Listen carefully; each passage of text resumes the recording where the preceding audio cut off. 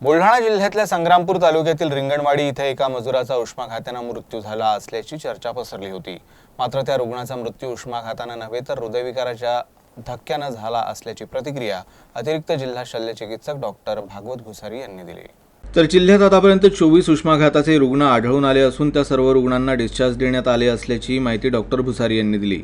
नागरिकांनी महत्त्वाचं काम असल्यास सकाळच्या वेळेत किंवा सायंकाळच्या वेळेत पूर्ण करावं आणि महत्त्वाची कामं आल्यास रुमाल, छत्री आणि जास्त पाणी प्यावं असं आवाहन देखील त्यांनी केलं आहे। उन्हाची दाहकता फार जास्त आहे। आपण म्हटल्याप्रमाणे आपल्या बुलढाणा जिल्ह्याचा जे टेम्परेचर आहे ते बऱ्यापैकी वाढलेलं आहे आणि अशा परिस्थितीमध्ये उष्माघाताच्या रुग्णांमध्ये वाढ होत आहे। आतापर्यंत आपल्याकडे 24 पेशंट उष्माघाताचे रिपोर्ट झालेले आहेत, परंतु आपण असे म्हटले की संग्रामपूरचा एका पेशंटचा डेथ झाला आहे, परंतु त्या पेशंटची डेथ उष्माघाताने झालेली नसून पोस्टमॉर्टम रिपोर्टमध्ये 2 पैकी एका पेशंटचा हार्टच्या आजाराने मृत्यू झाला आहे असं निदर्शनास आलेलं आहे आणि एका रुग्णाचा त्याचा मृत्यूचं कारण मीमांसा करण्यात येत आहे।